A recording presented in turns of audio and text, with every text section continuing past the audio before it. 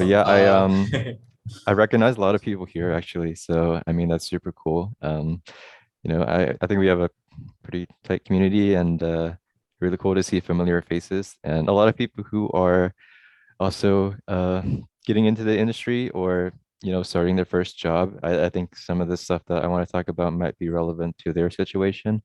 And yeah, I think there are some guys from OPB, so shout out to Mo and Christian if they're here.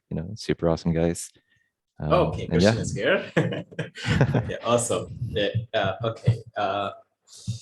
And I'm really happy that like I know it's like I just reached a couple of days back and I just had this idea and it's basically okay, let's bring artists. It's been a while, like I'm just doing myself all the time and I want to bring artists and to hear their thoughts and like because like a lot of things going around for us in the world, so it's best to like share stuff and like help each other, and that's the main intention of this one, and reach out to professionals in the industry to like literally talk about their journey, the process of like where they are right now and like how they made it. And that's the main goal to talk about. And so the way this conversation is going to lead is like basically I have like a lot of questions I need to ask Khan.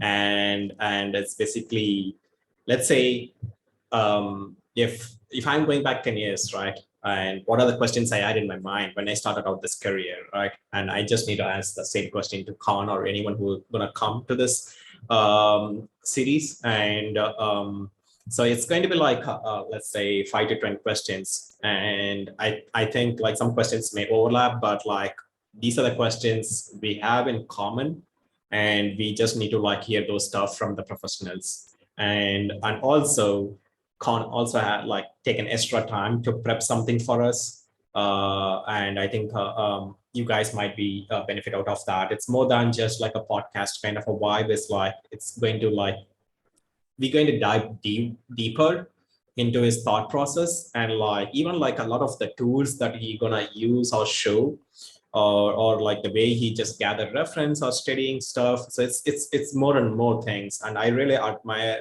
Khan a lot about the way he studies stuff, and how he incorporate and like analyze the masters and like put that into his work. And that's the one of the things that I admire from Khan.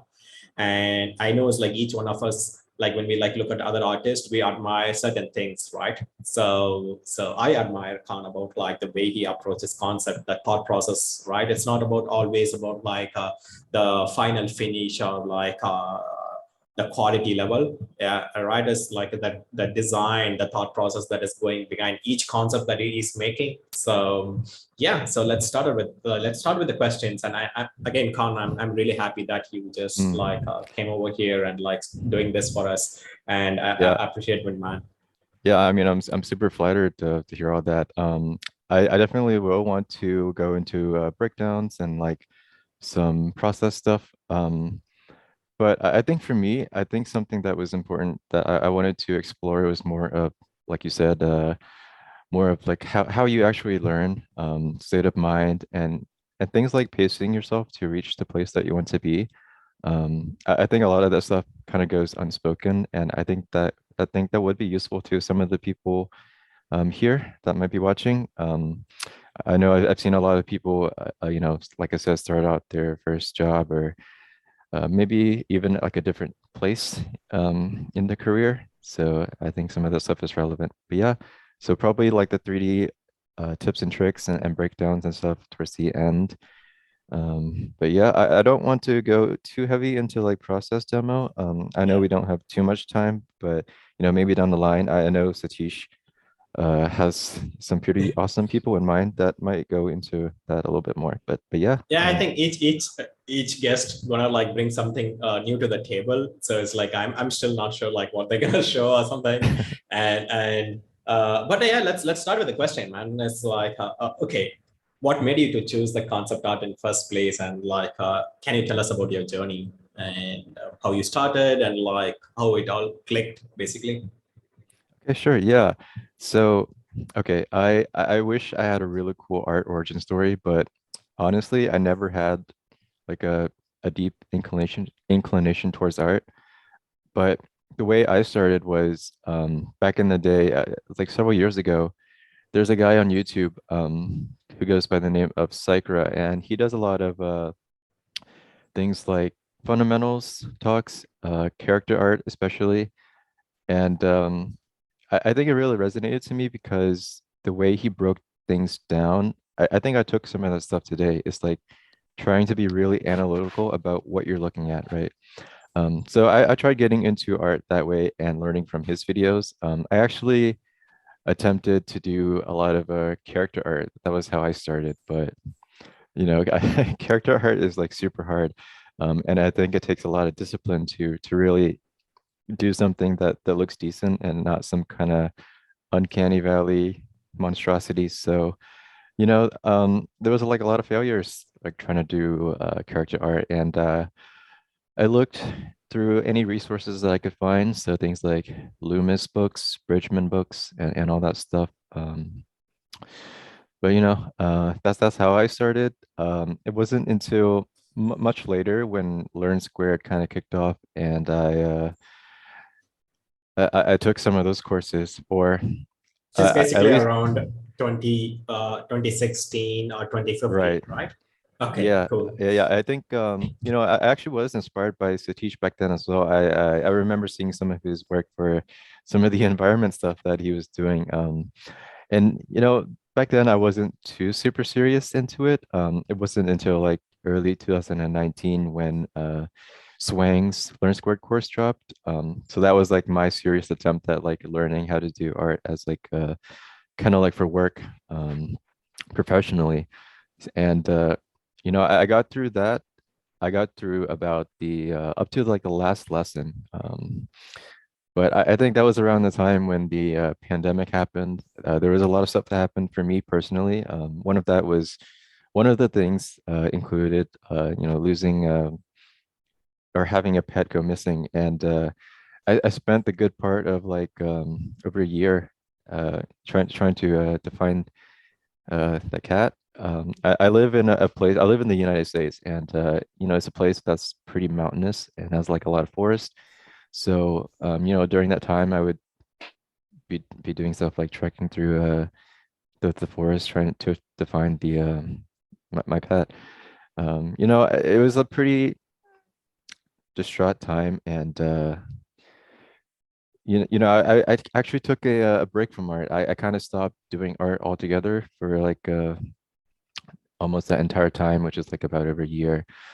And it wasn't until a little bit later on where you try to find ways to crawl out of whatever rut that you're in, because oftentimes circumstances aren't really ideal, but you have to find a way to try to realign yourself with whatever goal that you set for yourself. And I was doing uh, some odd jobs as well during that time, stuff that really wasn't aligning with what I wanted to do uh, with myself. So I was doing things like working in the underbelly of a hospital and pushing these like gigantic, metal carts around that were like way too heavy for me. I mean, I'm not like the biggest person, so it was like kind of a struggle. I also did things like have like a call center job, and uh, things aren't really uh the greatest sometimes, but I think it's important to have that honest inner dialogue and just remind yourself where you want to be and ask what you can do in that moment, um, with what you have to kind of push yourself closer to that goal. There was like times in between calls we had like maybe 5 to 15 seconds at best. Um, and I would use that time to like practice perspective or draw cars, chipping away at the fundamentals a bit at a time. Uh, and yeah, it wasn't until Satish's mentorship that I saw on Instagram, and I wanted to take a chance, a gamble on myself. So I quit. I quit my job, and I gave myself a few months to see what I can learn and see how much I can push myself. And thankfully, I something came out of it, and I got reached out by Shadi afterwards. So that's kind of my start into the industry. But it's like I know it's even like I even like never hear like a lot of the things that you're sharing right now, right? Like I know some of the personal stuff, but like I know you went a lot in your life, and it's just like a couple of years back, right? It's not even 10 years back or 5 years back. It's like in 2020 or 2021, like you're going through like hard times, and like you just like dedicated all your time into art and just like focus on the craft, and you made into the studio, right? Like I know Khan's like personal portfolio is he doesn't like update much very often, but like all his like professional work, he's killing it, and like a lot of his personal projects like it's in like work in progress, but like the stuff that you see in the screen right now, man, is like is amazing. And like the main reason I was talking about this thought process, right? Like which is very, very important for like concept art side. It's not always about like making beautiful picture. It's about like the stuff that is going behind, like why he's like making certain decisions.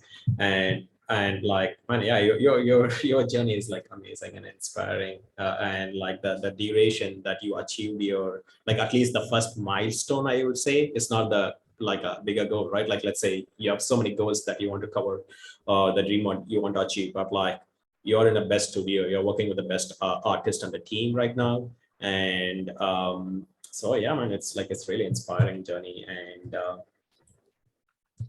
Yeah, yeah. I mean, I think that might be kind of a common thing, and especially now when people might be starting out, it's like you never know the trajectory, but I think as long as you have like at least a goal in mind, you can kind of like reverse engineer the steps and do things little by little that help you reach that place that you want to be. And yeah, some of the stuff that yeah you're showing, I think is things that I think that help me.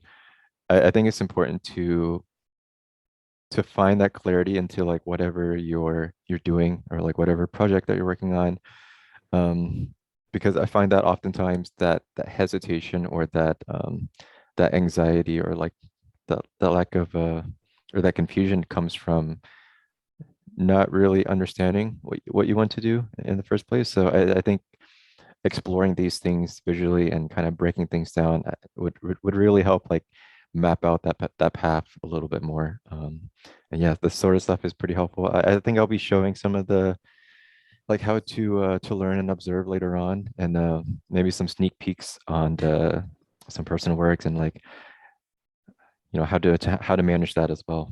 so if I'm right, like so maybe like you just like actually started your this concept art career around like 2016 to 2018, or like or in 2020. It's like you took it Yes, seriously, right? So yeah. I took it seriously like as a as a profession until at around like 2019, like I said, when Swang's course dropped, because that workflow I guess really resonated with me. But I actually hoarded a lot of the Mache courses and the Ash Short courses on Learn Score when that launched, but I never went through I never went through yeah, because I yeah, think a lot yeah, of people hoard resources, right? But yeah, I think it's yeah. important to go through them. Yeah, I think certain process and like certain approach may not like resonate with everyone. So, but man, but I'm really impressed. Like it's like 2019 is not that far. It's like it's just 3 years, and you just like made it into one of the best outsourcing studio out there, and that's really inspiring. So, did you like face any kind of a struggle during this journey? Right, let's say apart from like a personal circumstance, like anything in art that like kept you like not proceed further, like let's say oh yeah, I've been trying this but I'm not sure like how to approach these things, or like is there anyone like did you reach, or like how do you overcome the struggle, or like what kind of a struggle did you face during especially in like 2019 to 2022, let's say. Yeah, so I would say, when we're talking about like things like art block or fear of the empty canvas, I don't really start out looking at just the canvas. I think always when it comes to projects, the inception of everything is the idea. And I think, with so much uh, stimulus and like really cool stuff that's out there, there's not really a shortage of inspiration. I mean, you can be inspired by games or films, or just nature. I mean, I play a lot of games, and maybe you know, you might want to take from some of the themes and kind of extrapolate into an IP of your own. But yeah, there's not really a shortage of inspiration. I would say there's more so just a shortage of time. Um, and sometimes, you know, you're constantly being inspired by ideas, but you know, maybe you lack the technical knowledge at the time. And I felt that was true for me, especially when I was learning, right?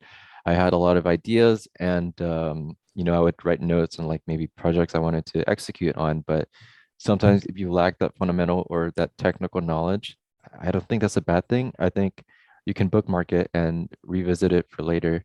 You know, when you run into like challenges or limitations when you're doing a project, I think I think you don't have to view that as like a negative thing. I think that you can view that limitation as like a barometer, like something to gauge what you need to learn next.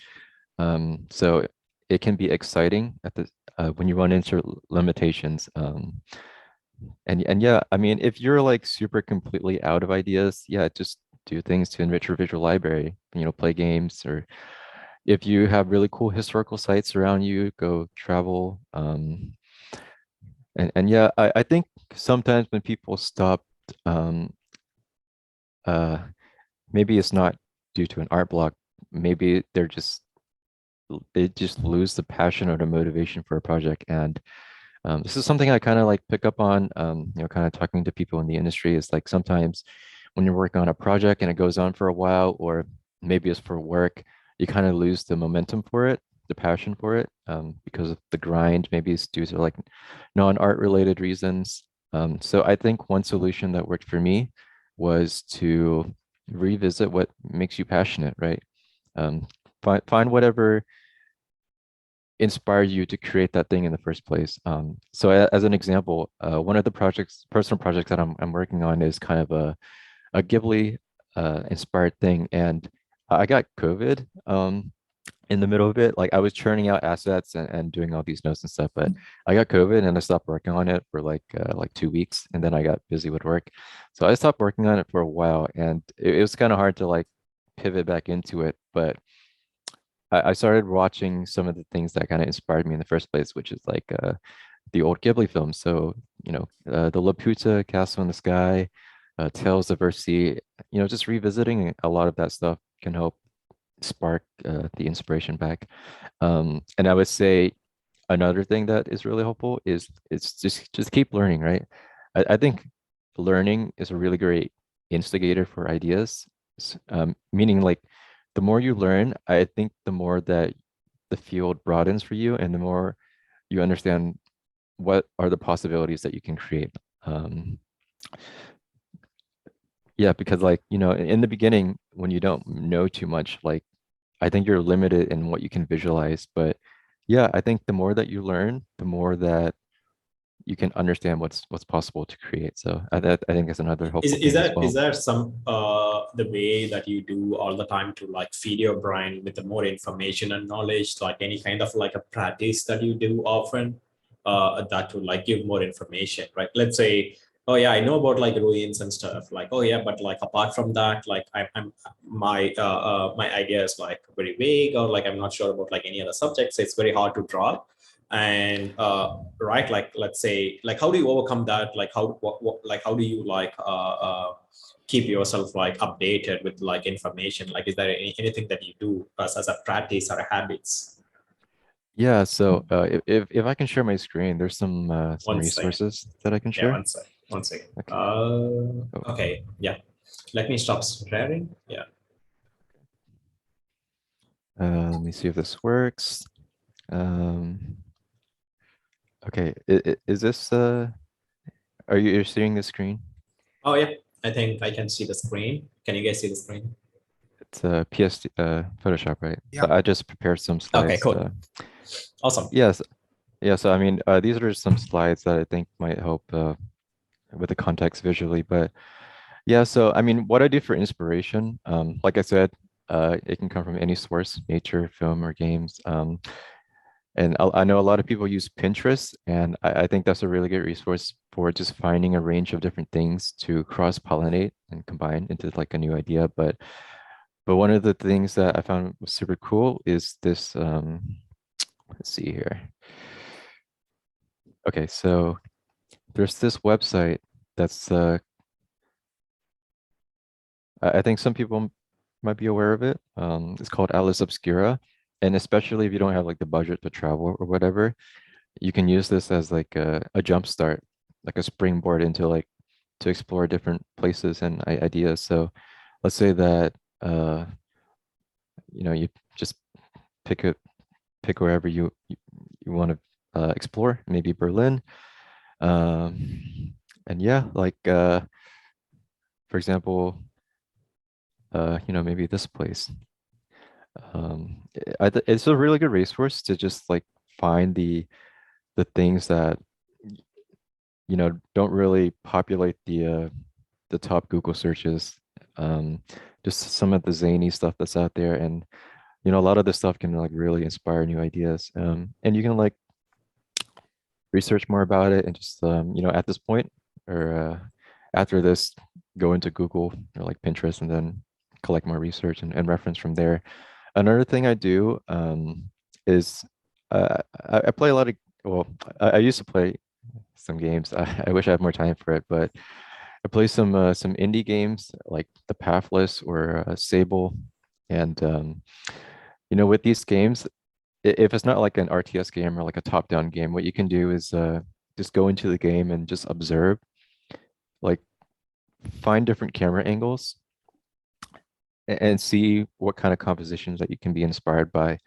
Um, so I know John Sweeney, he posts a lot of game related stuff, and a lot of the things that he does with the in-game camera is pretty cool. So you can find like a lot of inspiration that way as well. I would say obviously don't uh, take inspiration from like the subject material or like the um the sets and stuff, but more so just like the lighting or like a composition or camera angle and stuff like that. And you know, even if you don't want to use like an online resource, I think one thing that also inspires me is nature or the mundane, right? So, where I live, there's like a bunch of construction. So when I'm driving, and sometimes I see like this giant machine like tear down this structure, this building, or this gas station, and I'm looking at the debris and the rubble, and it's like on a micro and a macro level, if you really zoom in and take a look at that rubble, like the damage, like maybe the fracturing, the cobweb of that damage, maybe you can translate that into like the foundation of like an environment, right? Some really cool fractured alien landscape and world. I think that's another way. It's just observe like what's around you. I mean, you don't have to really like even live near some super cool places. Maybe when you're making food and the light shines through the window, and it's just like a really nice natural slice of light in a way that catches your eye. I just like catalog that.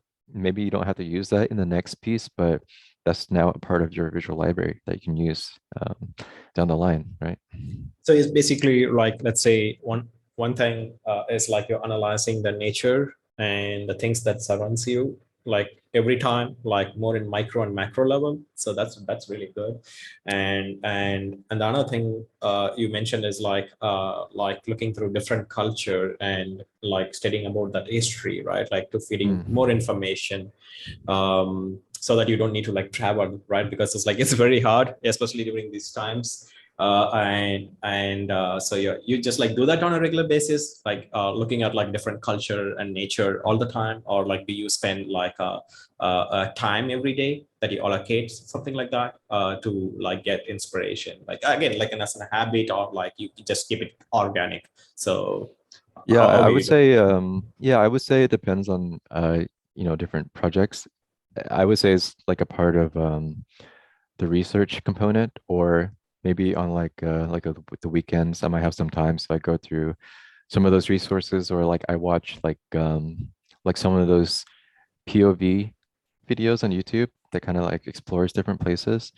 Um And I would say that like the main idea behind it is that you're grounding yourself with real world culture and reference and design rather than trying to come up with something completely new in like your mind or like in a creative vacuum, right? I think it's always important to ground yourself into, you know, reality and nature for sure. Okay, awesome. So that leads to like then my next question. Let's say you have the Mm. inspiration and all the things, the resources and stuff. Like now the next part, like we need to like, okay, the planning is there. Now the next one is the action, right? Sometimes the main problem, as especially even like me right now, is like uh, the self discipline, I would say, because like the motivation is like on and off, but like the self discipline is the key, right? For any successful artist. So how do you keep like basically like self disciplined? And like let's say if you have like a professional job that is like 10 to 12 hours of time, then you have a family stuff, and like how do you just work on your own stuff, let's say your personal IP, your personal projects, or even like just working something for yourself, right? So how do you like keep yourself self-disciplined? Yeah, I would say, you know, that sort of stuff is the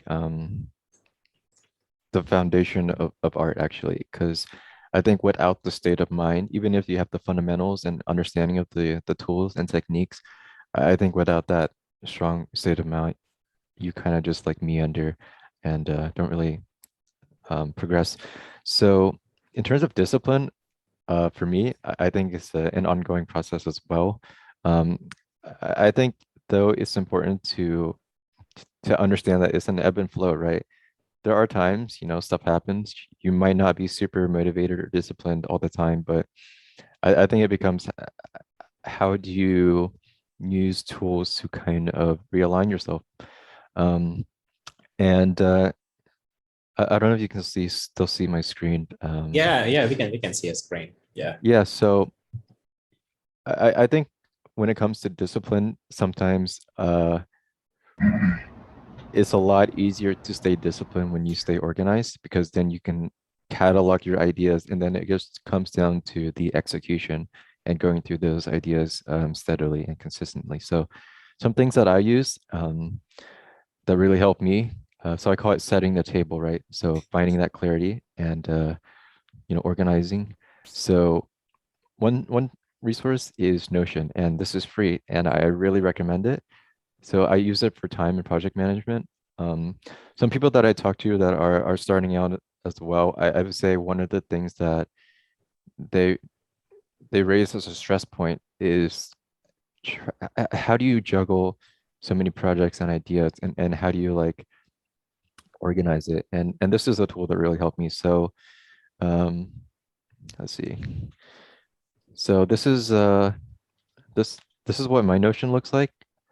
I can't go into the catalogs because they might show some NDA or sensitive information, but I did duplicate it just to show what is on there a little bit.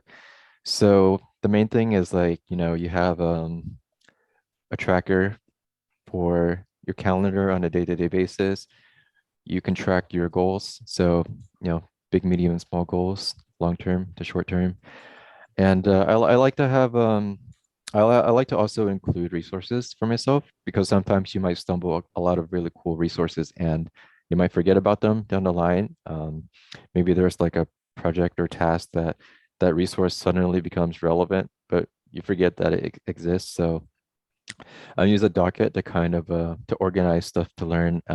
So for example, you know, if it's 3D code or something like that, you can just doc all the resources there. Um, and for tools, you know, there are so many tools out there that as you start learning the nuances of those tools, it's like super easy to get rusty if you don't use it for a while or just you know, forget. So, you know, I use Notion to kind of like create bookmarks of like different specific technical things within the tools that if I forget, I can just revisit and you know, it's not too much hassle to like refresh on these things. So yeah, but I think the most important thing for me when it comes to Notion, and I used to use Microsoft Word, but I think Notion is a lot better when it comes to organizing, is a daily learning database. And I think this is helpful to keep you accountable actually, because you're cataloging what you learn on a day-to-day basis. And maybe a day is like really sparse. And so that's like kind of a kick in the ass to say like, okay, I should pick up the pace.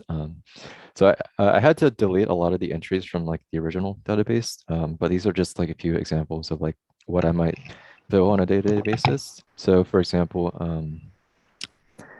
maybe I'm learning some NPR work, so I might look up some resource for that, and that's what I've learned on that day, or maybe some rigging. Um, but the database is useful in another way is that if you need to refer back to a specific technique or thought process, you can just filter it. Let's say you're using hard ops in Blender, like okay, you can just type it and refer to it instantly, rather than just storing that all mentally. I think it becomes really easy to get overwhelmed. So I think this is a really great way to organize and It's collect ideas. basically it's basically if we summarize it as like I know it's like I use Notion too, but like you can use Yeah, any tools, but the idea is basically you gather all the information, but like don't store it in your brain, right? Like you right. just need to have some kind of documentation that you could just like as you said, as like keeping accountability, right? Oh yeah, let's say I learned something from Jama, but like I don't want to go and watch those tutorials, but like I just need those key things. I just like take a look at like because sometimes like when you are working in a professional environment, like we don't need to like spend more time on like just researching or like looking out for that one technique that we learned back. But like Hmm. if we try to document that, it's like it's you have all the resources out there for you, right? Anytime. And yeah, that's really awesome, man. It's like bringing everything into like one place, like your Yeah, calendar tracking and like your learning resource and stuff into one place. Yeah, that's awesome. yeah, yeah, it's all about finding that clarity, right? And as long as you can organize and make things as clear as possible for yourself, things become a lot easier. So some other resources that I use, I think these are paid, but they're not that expensive, is Groupy. So basically, what this does is it lets you dock any program. So let's say that you're working on a project and you want to save all those resources, maybe as reference or like whatever, right?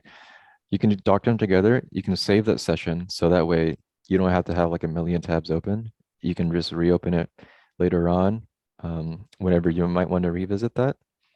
Another thing is Listry. I can't demonstrate this one because it might pop up some NDA stuff, but basically you can type anywhere on the desktop or File Explorer, and it will find that file instantly. So this is a lot faster than like the Windows like Yeah, search function. I think after you recommended, I think it's like last year. I think when you were in my class, you just recommended this list tray, and oh man, it's like it's mind blowing. I'm just using this list tray till now because let's say you just like keep your favorite folders, right? Like Yeah. just put it there or like type it, and it's one of the best, and it's free too, right?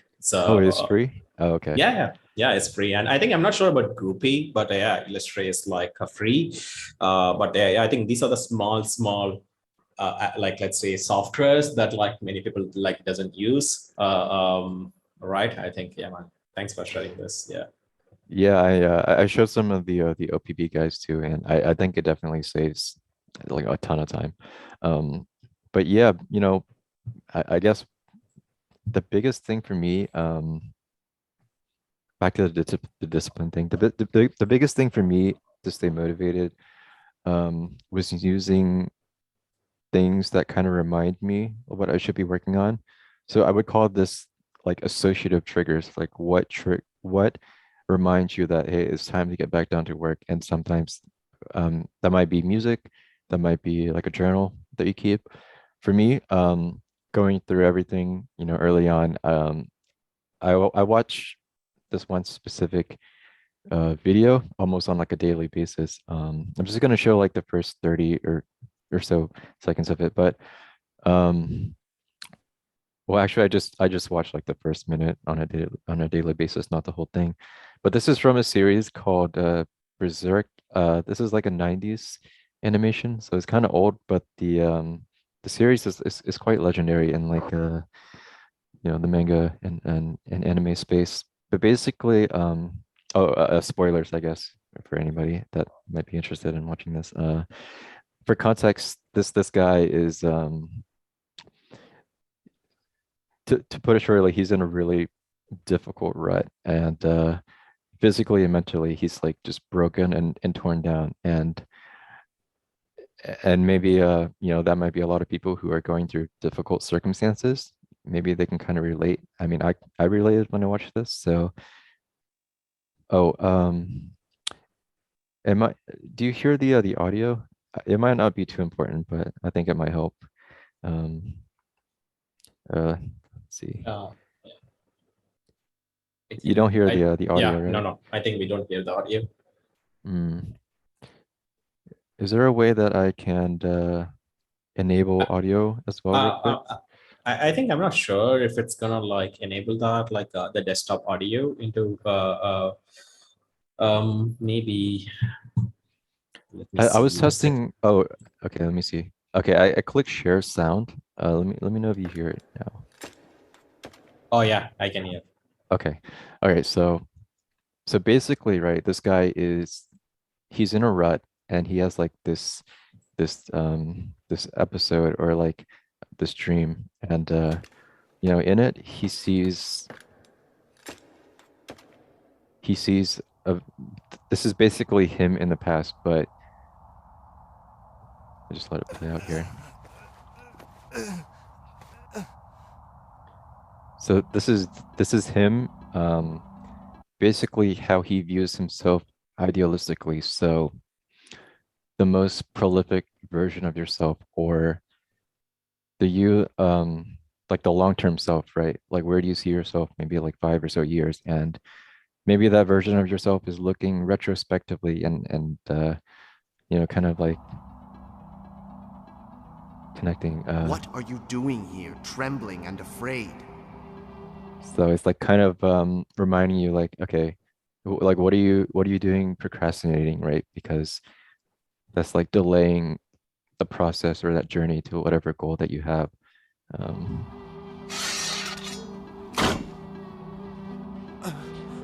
and he's pointing to this destination, right? And for people, that would be like their long-term goal, um, like the castle in the mist or whatever, right?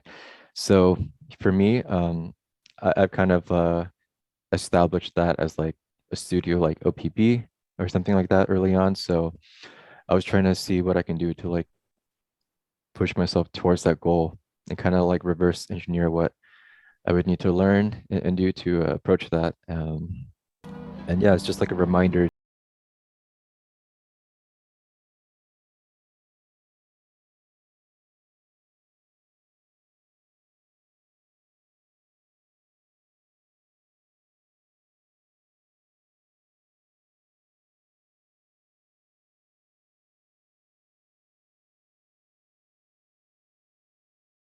So that would be like that childlike self that sometimes get lost in the grind of art. The version of yourself that is like passionate or curious about things. Like I think it's important to always try to retain that. So it's like that version of yourself reminding you, like, there's still time to practice.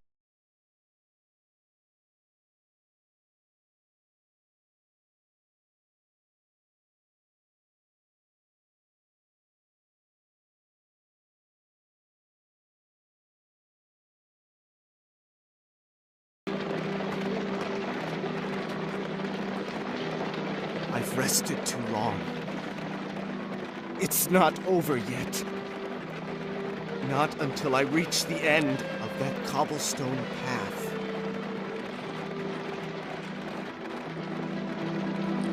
Yeah, so basically I watch this on like kind of a daily basis. It's kind of like oh, what was it?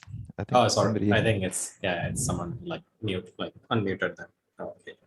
Okay. Yeah, but yeah, basically that was like my ritual for a while. And I think whatever you use to kind of remind yourself it's time to get back down to work, use that. I think some of those visual metaphors might be powerful to have like whatever you want to use. Yeah, that was like really helpful for me, like learning just something I wanted to share. Maybe it didn't make sense for a lot of people, but you know. No, it does. It does actually. Man, it's like this is the main reason. Like I initiated this one is like because I want to see like how people like tackle these kind of a stuff, right? Like self-discipline, like let's say, because like we don't hear that much often, but like I think it's like I never thought like, oh, you just like do this on a regular basis, like something to keep telling yourself, oh, yeah, like let's do it, like don't postpone it, or like because you're why do you start this in first place, right? Because like let's say I strongly believe like the environment is the key for us to like move forward, because like the things that you hear or see is going to like influence you. So I think, yeah, this man is like, it's really great. It's like something that you like watch on a regular basis to like keep yourself like motivated, or or at least reminding you that like let's do it, or like why do you start this in first place, right? Asking those two questions, right? Yeah, I mean, starting out, I was like super insular, so I didn't really have a great support structure. So that was like just one tool that I found was like really helpful to kind of like keep myself motivated.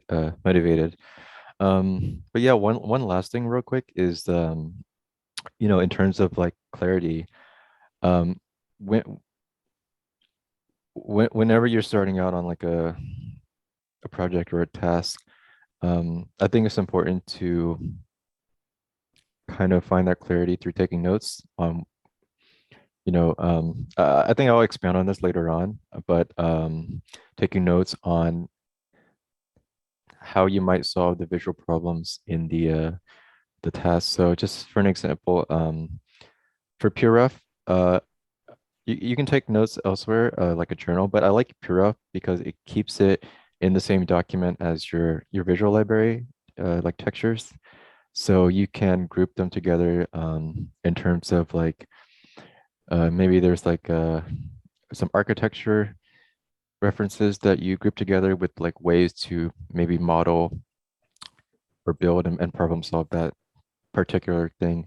I also take notes in Blender, and I don't know if too many people do, but I think it might be pretty helpful. Just to show real quick what I mean. These are just some random assets from my asset library, but yeah, you can use the annotate tool to, take notes in like maybe, okay, just remind yourself, maybe you want to use a particular workflow, or maybe there's some shape language stuff that you want to keep in mind for this particular thing that you're working on.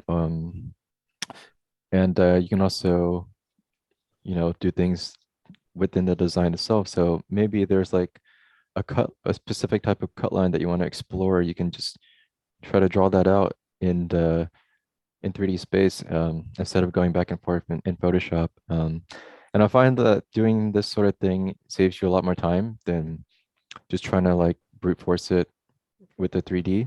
So just like figure it out on like a 2D scales first. You can also use the grease pencil as well to take notes. I'm not sure if too many people do, but I think it probably is a little bit more intuitive. Let me see here. So draw. Yeah, the thing about the grease pencil is that unlike the annotate tool, you can just like move it around and hide it as well, more easily. So if you want more like control over the notes, I think that's a little bit easier of a way to do so. But yeah, I mean, take those notes. I think that's a really important thing to do. Yeah, that's awesome. I think so. The next question would be where so it's like kind of like tied up with the previous question. So is Mm. there, are there any circumstance that like that made you to quit this journey? Like let's say like, oh yeah, you tried everything out, like it doesn't click, or like any kind of circumstance that made you to like, oh man, it's like it's not there, or like I'm not sure if I could gonna make it. Is there any moments like that? Or like how do you tackle those moments basically, if any, Mm. basically? Yeah, I mean, I kind of talked about it earlier, but yeah, for example, like starting out, I was learning a lot of anatomy and character art, right? And I think I quickly realized that it was too difficult for me at the time. So whenever something is like too difficult, I think it's important to reevaluate and ask, okay, is this something that contributes to what do you want to do in the long term, or like what do you want to do at all? Yeah, like I don't know, man, like tackling that fear of failure, right?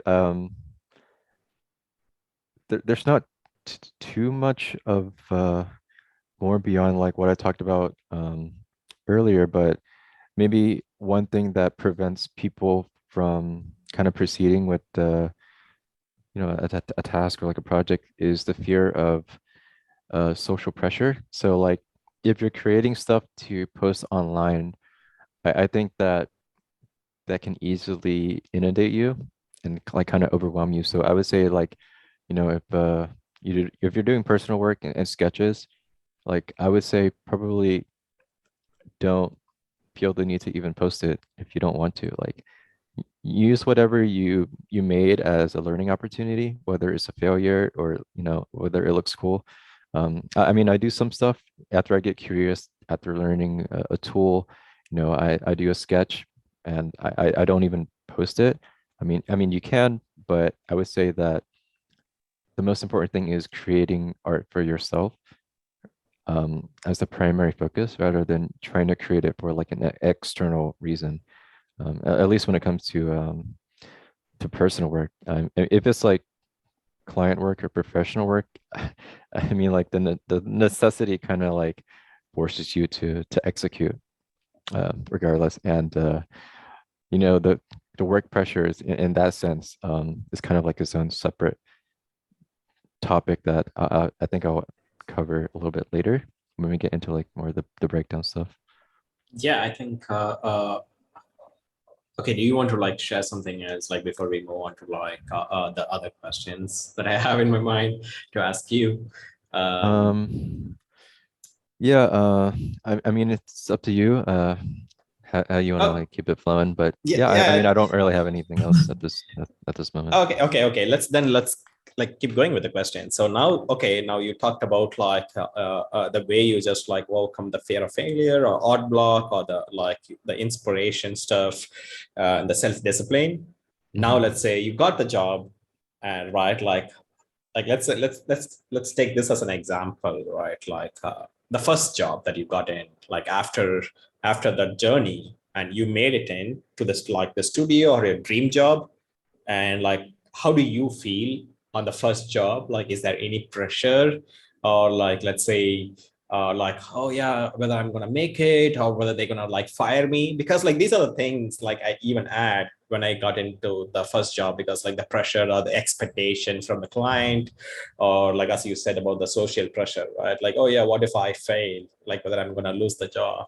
Like how did you feel on your first gig basically? Yeah, so I mean, that's something that's like super relevant. So I definitely want to talk about, like the first job and then like later on, like how to tackle like handling the brief and stuff. So um, not to get into like any specific when it comes to like OPB, but my first task was pretty big. And so there was like a lot of anxiety. And you know, I think now, after hearing more about other people in the industry, I think it's actually fairly common to feel that pressure and that stress when it comes to the task, because whenever you start something out, there's always a lack of clarity. So I think um I think it's important to scope out the field, and after you find a little bit more information and clarity, I think some of those pressures kind of disappear. Um, so for me, for the first task, I think whatever you do, if it's something that's complex, I think it's important to break that complexity into smaller chunks. So as I mentioned, taking notes in pure ref, so you can break down the task into smaller quadrants or components, and then like take notes on how you might problem solve those different areas, rather than thinking about the entire image as a whole and how you want to envision the final. Um, and I think once you break those things down into smaller parts and go through them, I think once you get the ball rolling, it becomes a lot more manageable. And another thing is like I think some of those pressures also come from the fear of not knowing how to execute on something. And I would say, if you're working and you have coworkers, I would say definitely connect with them and talk and ask questions, because it's not a crime to not to know something. I think it's important to stay curious and ask those questions, right? And learn. And you know, yeah, break down complexity into smaller chunks. I would say like that's my main I think advice. And I think it's also about like I think like after like couple of draft you send it to the client, I think you feel more comfortable, right? It's always the first thing, right? Like starting it out, like you just like assuming that like what they might think, right? It's more inside us rather than like trusting the process, right? It takes time. Let's like I still remember my first job, or even like any project that I get in till now, I always have this pressure, like, oh yeah, like what like the art director gonna think about, or like the team gonna think about, because like sometimes it takes me like a couple of weeks to like get into the flow, right? Like maybe the art director expects something else, then like I might deliver something else. So mm, so yeah, you're mentioning about like the advice. It's all about like break it down into chunks, then like analyze more deeply, and like just like get like trust the process, right? mm, yeah. Let's Is see. that is there any advice that you think that you want to give it, like tell to like beginners, or like someone who's starting out, or like let's say they got their first job, and, Yeah, so breaking down whatever that first task is, just to expand on it, I guess a little bit more. I think okay, so the first thing is like gather information, right? So break down what the task is, like what is the demands of the task, like what is the client expecting? Um, write bulletin points basically after you go through the brief or something, just to keep it fresh and keep those things as a reminder. But I think it's also important to also think about what you want as an artist, because I think if you're constantly thinking about how to uh, satisfy the client's demand, I think you can easily become disinterested or bored in the project. So I think having a little bit or injecting a little bit of like what you want to see visually as an artist, I think helps you become more invested basically in whatever you're doing. So yeah. cool. So yeah, it's like maybe like yeah, let's talk about like the tools that you use, and like why do you use them. So yeah, it's like maybe like diving into those areas like might give us like about your process. Or I know it's like we're not going to do like a live demos and stuff, but like at least Mm. like talking about the tools that you use like most prominently. Let's talk like why and where. Okay, sure. So um, I think you can see like some of the main things that are used. I'm sure a lot of us use those well. So basically, tools for painting or modeling, VR or materials. But nowadays there's so many tools, especially starting out. I can easily see people like getting really overwhelmed with how much there is out there, especially if you go on like ArtStation or social media and you see like people do like really cool stuff and you want to learn that tool as well. I think it's important to ask two questions. So basically, learn or use a tool if it satisfies the criteria of does it solve a specific visual problem that you have. So let's say that you want to do some garments. Okay, then a tool that you would use to do those garments would be like Marvelous Designer, right? Or let's say that you're doing landscapes. Um, like World Creator, I think would be a pretty good tool to solve that problem. And another criteria would be to use or learn the tool if it makes your work more efficient or achieves a specific result, rather than just learning for the sake of learning. Um, but on the flip side, like, people are also curious about tools and they learn. And I think through learning, you can kind of be inspired to see new workflows and ideas that come out of like learning and see what possibilities are with the tools, right? So it's kind of like those two things. But yeah, So, I would say so always having an you're intention, basically. yeah. So you're telling us like there's two ways to approach. One is like, let's say, having a purpose, like why do I need to learn World Creator in first place, right? Mm. And the second one, I think you're mentioning is basically that excitement of like learning new programs, and like that lead you to like many possibilities, right? Oh yeah, like okay, can I just like create like an alien terrain and World Creator? Like, okay, then you just like think about like a new project that emerge out of that learning. Yeah, for sure. For example, I was learning VR recently and I was doing a lot of like organic sculpting with it. And and I was like positioning the assets around, and I thought, okay, wow, it could be cool to like make something out of it. And so that's why I that's where some of the recent pieces like that hellscape came from. It's like just exploring some of those organic modeling um side of things. And and yeah, I would say yeah, just always be intentional about like why you use a tool, right? I've been also scoping out that tool that everybody is like talking about, AI. I think it's going to be a big thing on the horizon.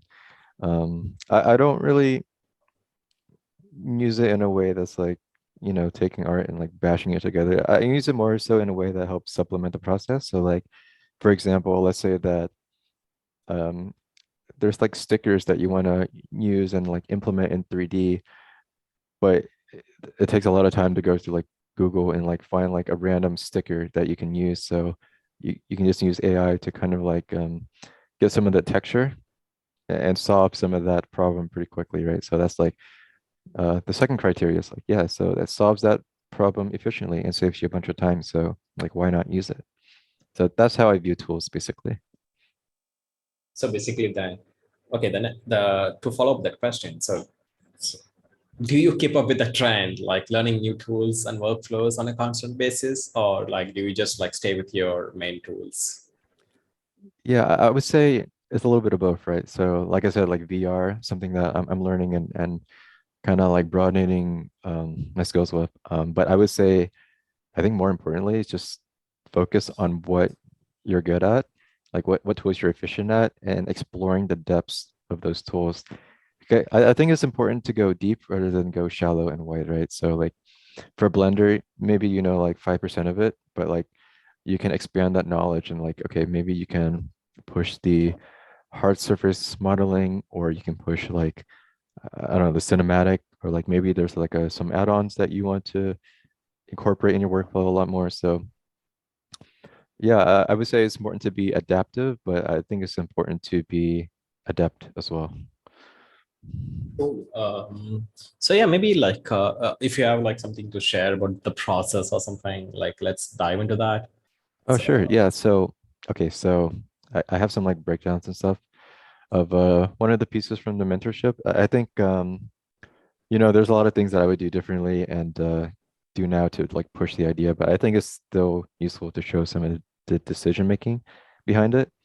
But I also wanted to kind of note real quick that you know the workflow or process really just adapts to whatever project you're doing, and I mean it varies even professionally and personally. Like sometimes I want to explore different workflows personally, like for example the Ghibli project. But yeah, so uh, for professional work, one thing is like I think because you're working on somebody's dime and time. I think it's important to use whatever is the most efficient, basically. Whether that is using Kibash or scans on Sketchfab. Like you don't have to make everything from scratch, right? It's just about being efficient. But yeah, so just to go through some of my thought process when it comes to one of the pieces, like so from the inception, the kind of like the paint over and stuff. So I think when you're starting out with an idea, right? Maybe you're reading a brief and you're getting the inspiration. Like I mentioned, give yourself notes and quick thoughts on how to proceed. And if you have to, consult people that are more knowledgeable than you. Or if it's a tutorial, make a note of like what tutorial will teach you what you need to do to execute on that idea. And the next thing would be to gather research and reference. So it's not just about collecting reference that are just cool that you like. I think it's important to be intentional about the reference. So you don't just have like 1,000 references. I group it by 3 categories. So basically design reference, and this is like information, right? So what an architecture looks like, how something functions. Maybe it's a reference on like the lighting or like the a camera angle or mood, so stuff like that. And then quality bar reference. So this would be like your art reference, right? So like if there's like a project that you're on, I would say gather art from people that you admire. So that way you're not just like recreating it, but you're kind of like seeing what's out there and kind of like pivoting from there and doing what's next, right? But it's also useful to like collect these references because maybe there's like a specific way that they problem solve something that might be useful to you to learn from. And then the last would be photo texture reference. So this would be like, if your workflow has like photo bashing in it, like whether it's the sky or like a rock texture, I think it's helpful to gather these references in one place. And then I think it's important to ask um, some questions to yourself and kind of define that idea a little bit more. So, the story and purpose of your image. So ask yourself, what is the narrative or design intent? Sometimes if we want to make an image just for the sake of being cool, I think, the rule of cool is nice, but I think you might find more consistency by finding a purpose to like why you want to make that image in the first place. So finding like, okay, what is the focal point? Like, what do you want to actually show to the viewer? And then 2 would be the composition. So kind of visualize how you want to compose the shot that conveys that focal point best, right? So what is the best camera that would be best to capture the space? What type of shot, the focal length, the camera angle, what sort of compositional principles that you want to use to kind of guide the viewer's eye. And you don't have to use every compositional principle out there, but maybe narrow it down to like 1 or 2 that I think or that you think would be very useful to kind of help convey that idea, right? So basically, what do you want to show and how are you going to show it? And yeah, this is that A and B kind of broken down, kind of like identifying like what do you want to show in the piece. So basically, ruined tower, temple, some set dressing elements and props that would be in this space. And then the how would be like, camera, composition principle, detail density. So the most detail around that. And then especially the scale. And just for context, let's see.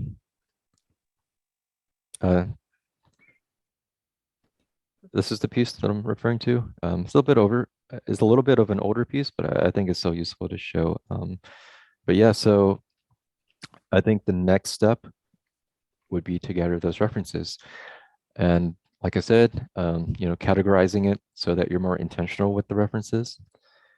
And then going into what do you do after? I think, after you gather reference and you have the idea, like what you want to show. Um, Sometimes you don't really need to do that if you have like a strong image in mind, but it can be useful to block out the idea visually, whether it's the silhouette for like design or composition or value structure, whether it's like whatever, right? It can be loose as you want. Like I wrote these, I scribbled these basically on the like note cards, and I had like a stack of note cards of like different ideas and composition and like problem solving approaches for this piece. Um, and yeah, the next step would be to build the the blocks.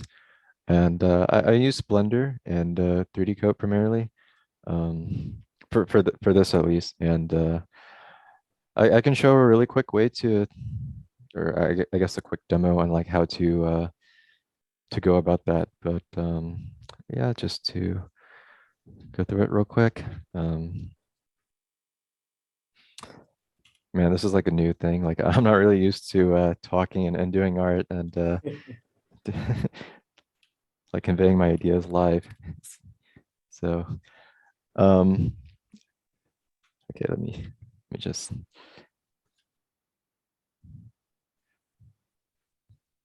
oops.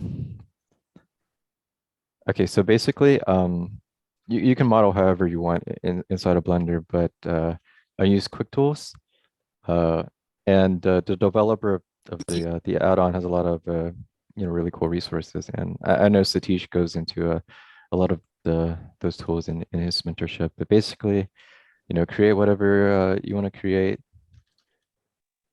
inside of Blender. Um, okay, this is just going to be like super crude, just like could convey the idea, right? Maybe it's like a table or something, um, or like an altar.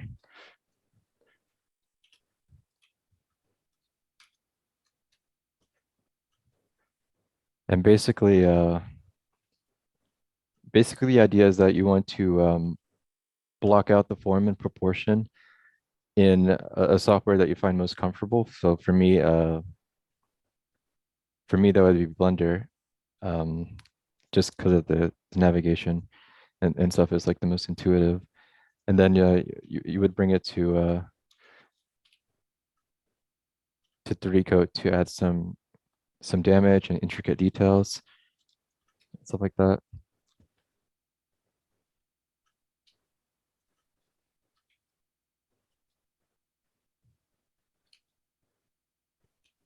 Okay, so okay, whatever you model, right? So uh inside of Blender, if you enable it, it comes with Blender, but it's called like a 3D Coat bridge or plugin. But Mm. basically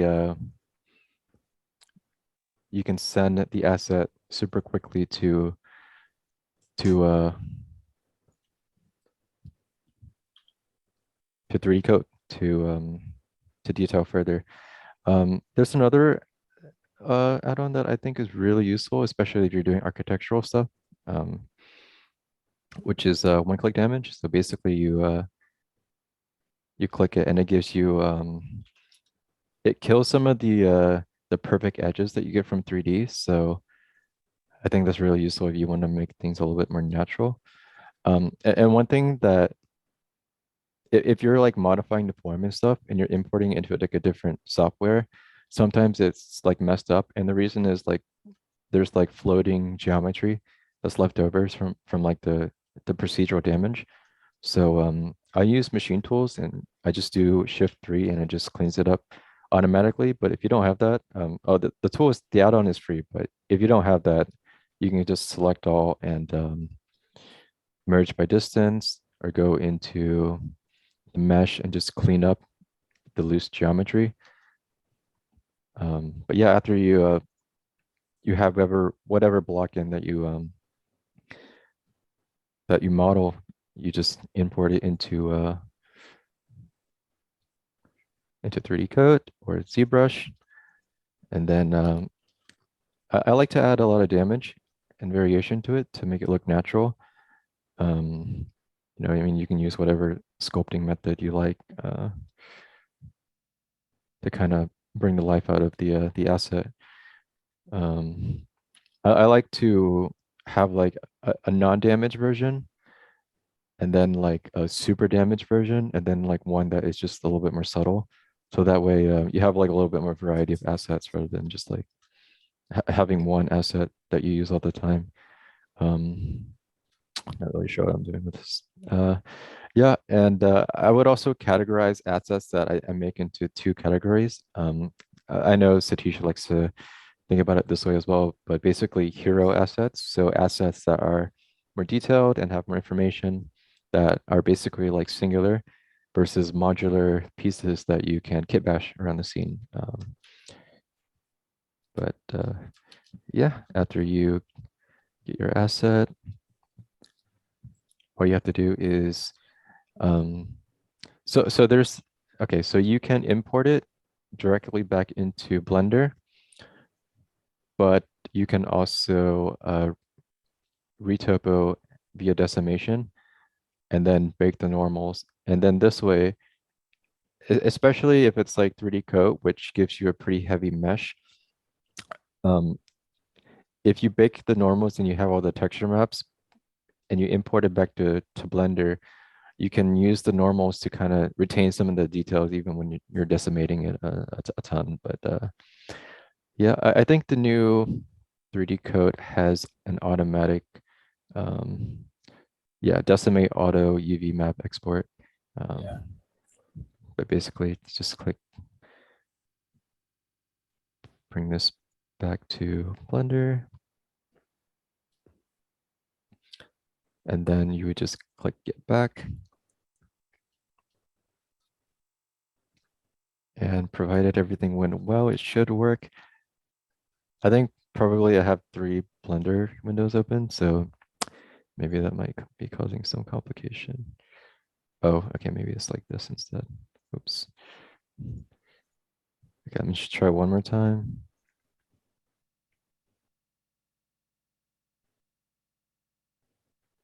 I Okay, I think think it's because of the multiple Blender file. yeah, It's I mean, I think it's because I have 3 blenders open. But yeah, basically that's the idea behind making those pieces. Uh, so then afterwards, uh, you render out what you need to in Blender. So basically the passes that I use, just to go over it real quick, is the diffuse and gloss, the mist, the normals, any sort of alpha if you want to like have edge control over a specific silhouette, and then like a clown pass to like quickly select stuff. So for the diffuse, what I do is I put it on a color dodge, um, and that will help you push the lighting and the values a bit more. Um, for the mist pass, you can put it on lighten. I mean, these are just some of the things that you can do. There's like a million different things, but yeah, you can put the mist pass on lighten to, push the depth atmospheric perspective. For the normals, what you do is you select the normals and then you control click on the RGB in the channels, and that will help you have edge control over a specific uh, face. So basically the normals mean it's like the direction of the face. So if you want to like apply snow to a specific face or like moss, you can do it that way. Um, inside of Blender, you can mask, you can render out specific alphas for like, if you want to like separate the foreground, middle ground, and background. But I would say an easier way to do that, actually, like you don't even need to use the alphas is, let me see if I can find it. basically use the mist pass to mist, right? Yes. So basically, what you use is just uh, apply like a levels and really crunch the values. Okay, where is this? Like really crunch the values, and so you just have like maybe the foreground is like black, and then you can invert it and just select the foreground, middle ground, and background that way, rather than masking it out in 3D. So yeah. So basically, I have the raw render from 3D. And what I do is I mask out I render out different material passes. So that way you can like control the shape of different material breakups in Photoshop by masking rather than trying to like adjust the mask in 3D, which can be pretty time consuming. So I rendered out different passes. I also rendered out a pass with and without the sandfalls. So basically my solution for the sandfalls was like it would take a ton of time to like simulate or like get a natural looking sandfall. So you can just like block something in super simply in 3D and just use that as the base for color to paint in. But I did one render without and with the sandfalls so that I can mask the shape of the sandfalls directly themselves, rather than being locked into like this specific shape, right? Um, and yeah, just adding some like photo texture of like dust spray and painting over the 3D a little bit to kind of take away some of the raw edges, adding some small elements, pushing the values a little bit.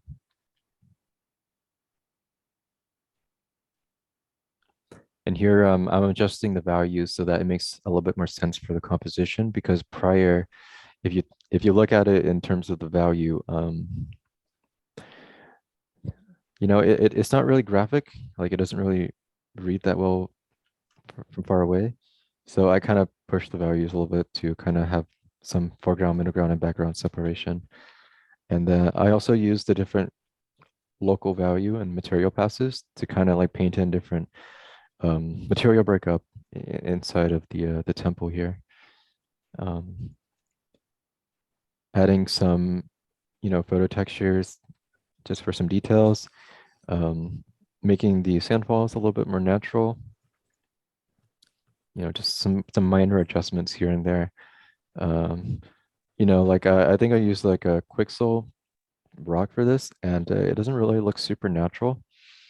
So I just like, I mean, this looks kind of crude, and I would probably do things differently now. But oftentimes you don't really have to rely on only the 3D to solve the visual problem. Sometimes just using photos solves it a lot faster, right? And it provides more realism. So yes, and putting a sky in there, and then some minor details and elements like some birds. I used the photo texture on blend diff mode to push some of the textures here. The cool thing about blend diff is like it's a little bit more forgiving, so you don't have to be super anal about the edge control, right? So let's say that you have a photo texture there, you can just use the blend diff mode to kind of mask it in specific pockets of shadow or light, rather than trying to like erase and paint over it super manually. Yeah, this helps. This also helps with the different passes as well when you're applying it. Let me see if I have the raw renders here. Okay, maybe not. Okay,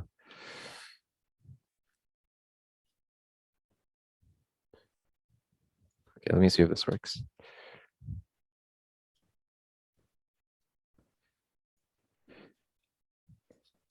So yeah, like I was talking about, okay, I think this is like a clay mock-up render, not like the actual diffuse, but basically, when you're applying even like render passes, you can use a blend if modes to kind of like adjust the values and stuff as well. And one thing with specifically like diffuse and gloss passes, when you're using it on color dodge, I would disable these two things, and this will make it blend in a lot more naturally, rather than just having it on color dodge by itself. So that's just like a small thing. But yeah, so the final would just be like using mixer and smudge to kind of break some of the edges, kind of hinting at like debris spray or lost and found edges here and there. just adding those slight imperfections. If that's like kind of the goal of the image was a little bit more focused on like integration and stuff like that. But yeah, that's the brief breakdown of this piece right here. Awesome, man. Yeah, man. Yeah, I think the one good thing about the process you were mentioning is like it's a totally different take the way you approach about like the process. I think I try to do it like a completely different way, but like yeah, it's really interesting about like there's like multiple ways to achieve certain things, and also like wherever it's needed, like rather than trying to push everything in 3D, because that's also a big problem. Even I just like talk to my students where they try to like emphasize everything or with like one tool or like one way, right? Instead of that, like, oh yeah, it's like, what if I just like gather one photo reference to solve that problem instead of like trying to figure out everything in 3D. So Mm. Yeah, it goes back to the thing about those two criteria, right? So just choose whatever you think solves the problem most efficiently, whether it's photos or whether it's 3D.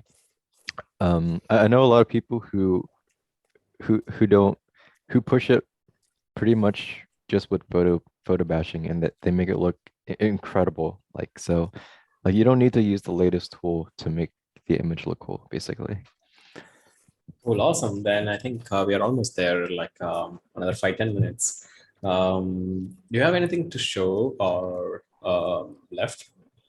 Like that you Yeah, have? so Yeah. yeah, so when it comes to learning, one thing that I kind of wanted to stress was the importance of observing and analyzing, because I think um, a lot of the times when we're learning or collecting references and we think something looks cool, it becomes a passing thought and kind of like lost in the wind. But I think being intentional with what you want to extract from art that you admire and reference that you like is like super important.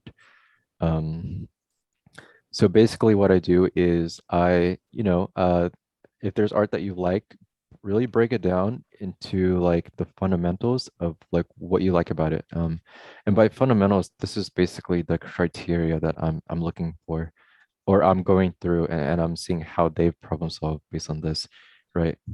Um, yeah, so I So, study a lot so of Satish's work, right? oh my god. Man, Yeah, before diving into that, like, so by at least seeing this image is like you rather than like trying to like exactly copy that, or like by doing a painting you just like kind of like reverse engineer like what is the thought process they might have like went through, right? Like that's what you're trying to do, or like at least understanding why that image strikes with you, and like what are the things you can just like take away from that image, and like you're just right. like doing like mental notes or like just like writing it down like, oh yeah, that's really good, they might have done that choice, or like that's why it looks good, right? Like that's why you're doing all these studies.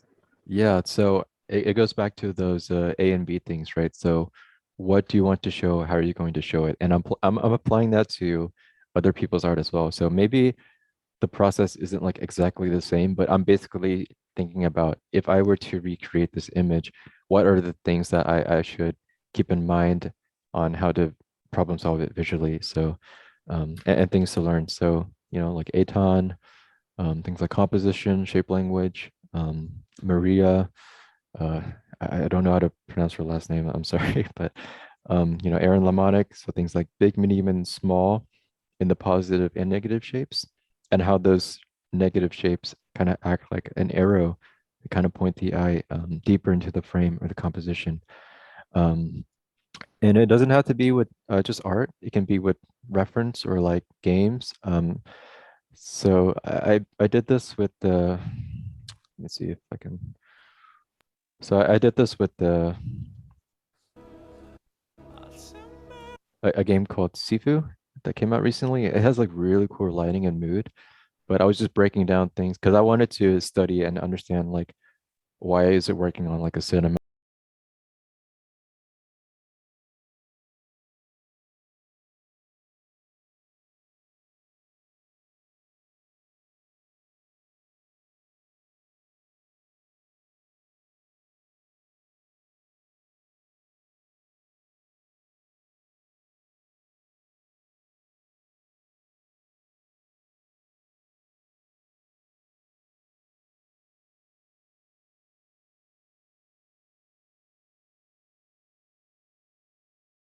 Yeah, so basically I just do like a ton of that. And that really helped me learn more than anything rather than like doing like a, yeah, like you mentioned, like a master copy, right?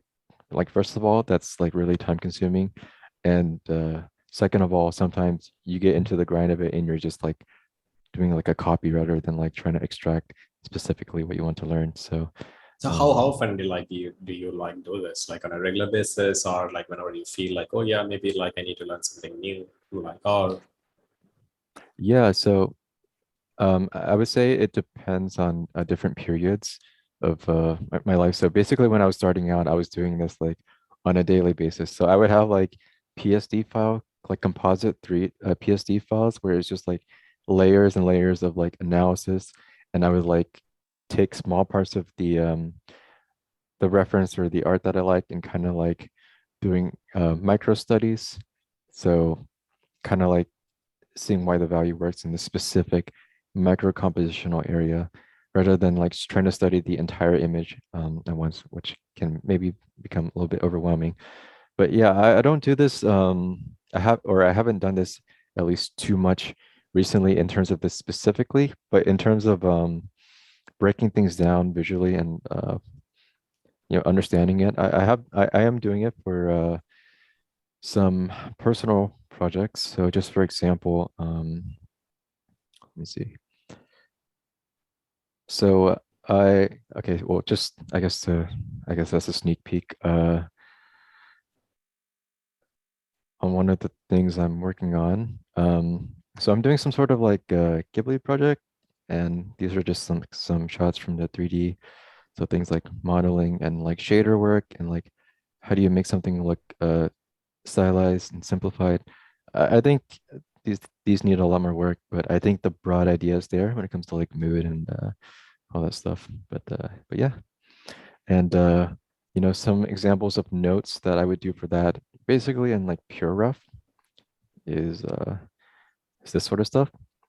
So like yeah, if I think it's important to always like break down what makes something look the way it does and how do you like reverse engineer and take that information into your own work. So like I was looking at a lot of I think Florence work and seeing like, okay, what makes stylized work look like stylized work, and like how do cloud works, or if I have like an idea for like a facade or like steps, like how should I approach it visually in terms of like how it's working and things like color palette for the materials, so stuff like that. But yes, I think it's just important to observe and understand what you're looking at. I think that's like the basis behind all learning, is just to understand things visually, pretty much.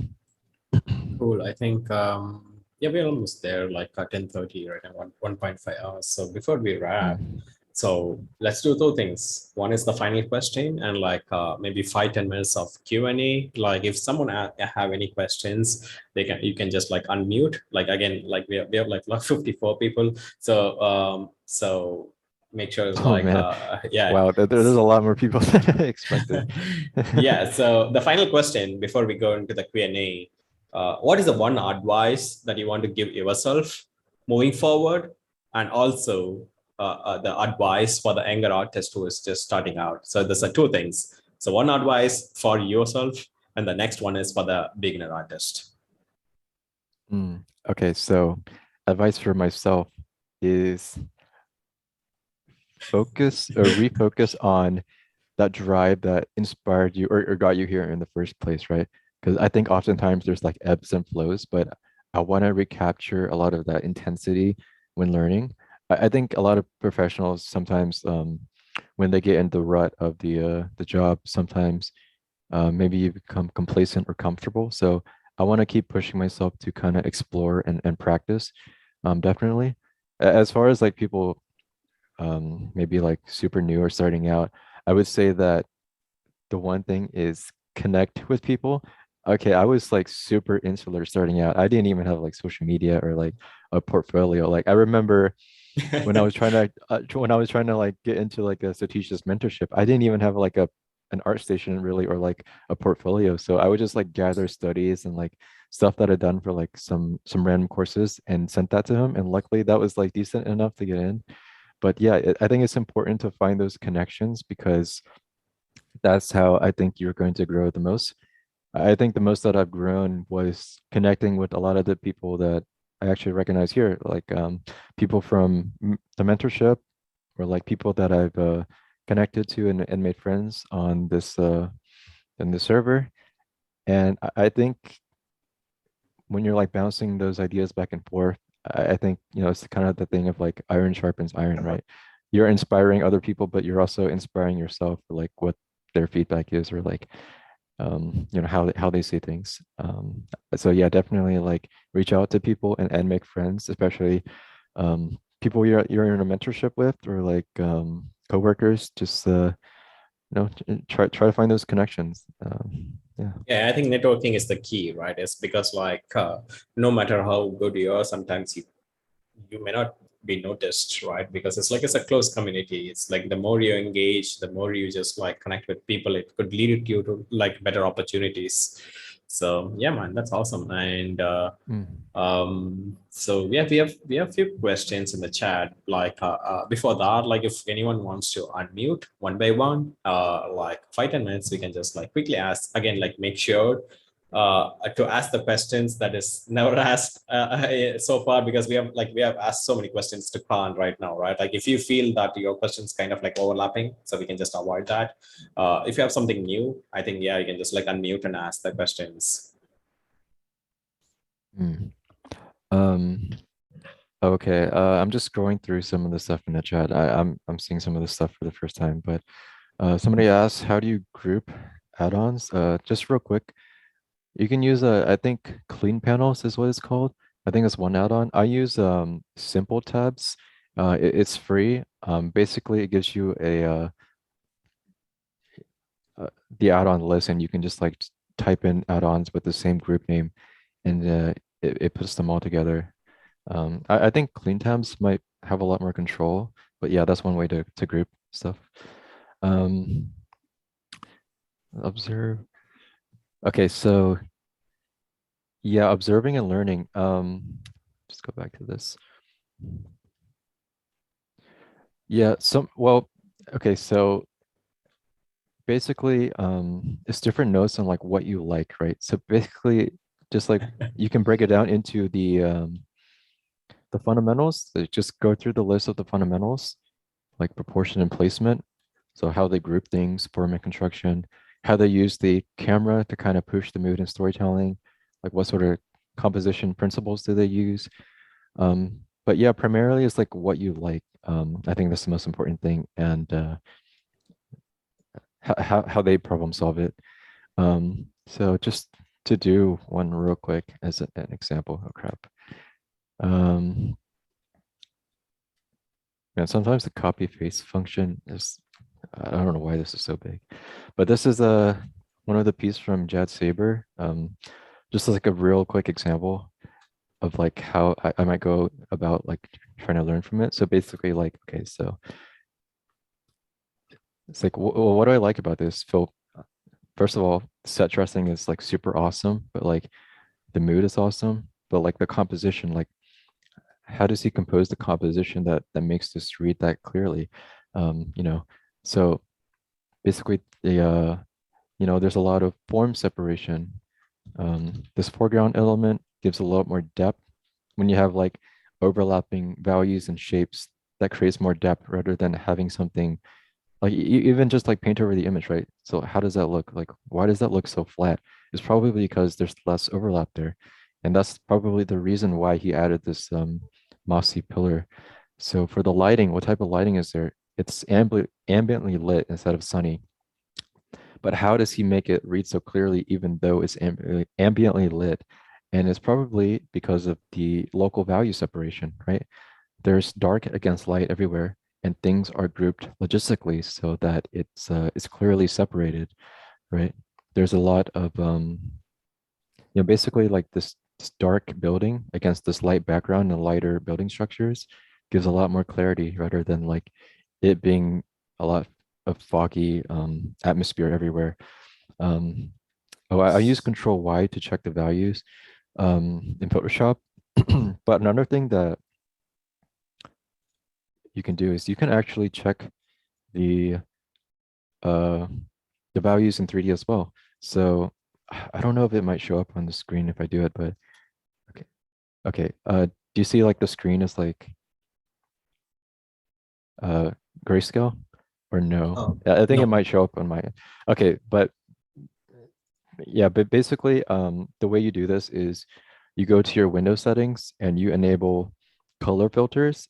Um, and I learned this from Chang actually in the server. He's a super talented artist, but yeah, basically you enable it and then you do Control Windows and C, and this converts everything on the screen to grayscale. So you can check the values even in 3D without like taking it to Photoshop or whatever. And it's like instant, so it's a great way to check the values. Um, let's see, 3D. Let me know if there's like something that pops up or like somebody unmuted. There's a question, but it's a 3D that the concept art do will be used for production as well. So I think what they're referring to is like, is 3D also used in like the in-game assets or like as a final part of like, um, maybe like the production designer might use it or something like that. I think is the question. Um, I would say, I mean, I guess it just depends. Um, I know a lot of places use the concept work kind of as a way to pivot and clean up and use like as an asset. I know some. I want to be careful what I say. I know some places use 3D as a part of like the final, like the final file for like the construction of like specific sets in like a music video. Even like I know artists that see their, I know concept artists that see their 3D work in like just like the music video itself, like pretty much one to one. And especially when concept artists are getting so good with 3D nowadays, I think you see a lot of that back and forth or like that um, kind of blurring the lines, I guess, between 3D work and purely concept work. Um, Okay. So okay, one question from John is like, how much do you keep drawing nowadays? Like that comes to like how oh, much time you spent on like your personal work? drawing, like Yeah. sketching. Yeah, again, it could be of anything. I think so. I think that's what John is meaning. Is like drawing means like how much time you spend on your personal work every day, or again, it's still like an open question. Um, Yeah, yeah, what I mean is, yeah, sorry. Yeah, go ahead, John. Oh, Yeah, what I mean is that how much do you keep? Because I know that probably most of your work nowadays is like in Blender and because of the Oh, okay. studio, and how much, I mean, you keep, I don't know, painting for yourself or doing sketches and that kind of stuff. yeah. So I used to do a lot of like painterly studies. If you go to like my art station, there's like a there's like others that I don't really post. And that can be a really good way to like practice the fundamentals because I think if you're only doing 3D, and if that's like your jump start, some of the fundamentals might be neglected because the 3D kind of automates it. And if you're doing like painting studies, that helps with like learning how to overpaint and problem solve. And I think a little bit more meaningful basis for like drawing and sketching and stuff. I still do it for like if there's like a prop, like I want to figure out like how the shape language is or like the form language. I would definitely like sketch it for myself just to like visualize it a little bit more rather than jumping into 3D. But yeah, I do some drawing, but definitely like 3D is like the way now, pretty much. How hard is it to get remote job? Um, I'm not sure if I'm qualified to answer this because I pretty much got one like right away when Shadi reached out after I finished the mentorship. But yeah, I don't know if Satish might have more input on that. I think it's not that hard. I think the more you're gonna like showcase yourself outside and on a constant basis, you're gonna get a job on a regular basis. And I know it's like it takes time. Let's say a good example, it'd be like 3 or 4 years back. I used to get like one client for the entire year. And then that's my master client. Then the second year it's going to have like two clients, and like third year I might be getting like every couple of months I'm getting like a new client emails. And to be frank, I never reached out to any clients for any job. It's like I'm just like gonna like post my stuff online, and like that will lead me to like better opportunities. One thing leads to another. Then, as Khan mentioned, right, like networking, because let's say I got to work on a project that got canceled, but like after 1 year, I got to like get to work with the creative director or the game director, because he saw my work and like that he saw my potential. But like it doesn't happen straight away, but it happened like 1 or 2 years later. So yeah, there's like a more opportunities out there. And just find your inner voice, and like just like showcase yourself like outside on a constant basis. So yeah, it's not very hard, to be frank. And only thing is like it takes time, and like patience is the key, I think. Yeah, if I want to give that answer. Yeah, I think I mean he nailed it. Like yeah, like reach out to studios and be persistent. I I know people who uh maybe never mind. Okay, well okay, so storytelling. Okay, Exactly, Delicious. yeah, this is something that I'm trying to improve out myself. Um, there's two ways that I think about it. So storytelling in the sense of like the overall setting and story. So like basically what is X person doing and why. I think that's pretty personal and depends on like the intent of the image. But basically it goes back to like what I was saying about those two questions. So like what do you want to show? And I think you should narrow it down to like one single mood, and then pivoting off of that. I would say with storytelling, like a lot of the times, um, I mean, if it's just like, environment concept art, like I would say that you don't have to, or something like illustrative at least, like you don't have to like really be super intentional with the story. You can create something intriguing and the viewer will fill in the blanks themselves. But I mean, you can sprinkle in some elements of storytelling, like if there's a module, like a floating thing, like, okay, why is it there? Maybe it's a transport a vegetable or something like that. The other thing with storytelling, maybe you're referring to storytelling when it comes to environmental storytelling and set dressing. So I categorize it like basically by thinking in terms of uh, storytelling in the props and details, storytelling by way of lighting, and shape language. It's like pretty much the main ones.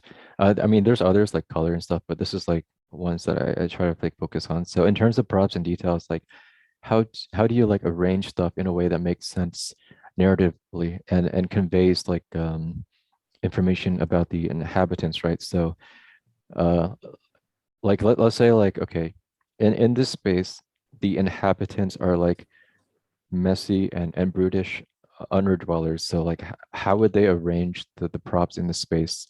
It wouldn't be like neatly stacked. A lot of it would be scattered everywhere, right? So props and details would be like the what. So like, when you're doing research, write down like keywords of different props that you want to include that makes sense narratively with the culture in the inhabitants. Uh, the how. So basically, how do things occur? If there's like a damage or like something is like arranged, or maybe the roof has fallen over or something, like how did things occur? Like what happened? Like I think that's one question that would help define the storytelling in the environment, and then the why. So what is the function and purpose of this thing in this environment? Like, okay, what does it do? And I think asking why might help you add more elements. Like, okay, if this is like um, a water filtration tank that's like very spherical, like, okay, that's the function. So maybe I would need to add like maybe smaller supporting pipes that kind of branch out, like things like that, right? So, and lighting to push the mood. So if it's ambient, if it's like very moody, you would gather reference for like that type of lighting, and like obviously you wouldn't use like something that's like super sunny for like moody lighting. I mean, it would be pretty hard to make it work. And then shape language. So, that common thing that you hear, like circular is like friendly, triangular is very threatening, and like square is like kind of stable and secure, right? But I would say even with the primitive shapes, you can break it down into like derivatives as well. So like derivatives and compounds of those. So like um, like maybe a secure shape combined with like something threatening on it. For this, and maybe this wasn't intentional with Maria, but I thought it was like pretty cool with the shape language of this. I guess it's like a survivor hideaway. And I guess that was her task. And okay, so like, how do I make? Okay, if I'm in her shoes, how would I make this look warm and inviting instead of something that's like very hostile? So basically, like a very circular tonal shape. There's a lot of circular forms here. There's a lot of boxy shapes here. The lighting is warm instead of like cold and fluorescent. So things like that in terms of the lighting and the shape language. Um, I mean, that's what I think about at least. Well, I think we are getting ahead of time. Khan, I think we'll wrap over here. I know if we leave any questions, we can just also you guys can reach out to Khan in the group and just like ask questions whenever he's free. He can just like answer that questions. But yeah, I think man, thanks a lot. It's kind of feels like in a workshop, and like so much input, so much new information, and your thought process, like how you like think or approach, it's really amazing. And thanks a lot for like coming and just like doing this. And Yeah, yeah. Thanks for having me. I mean, it's a super new experience for me, and I was super nervous. I'll be honest, but hopefully, I helped at least one person out, and it went okay. But no, yeah, it was pretty good. I think it's like everything is on point, and like to us, man, it's like it doesn't feel like it to us like right now. oh man, it's been And 2 hours. Oh God.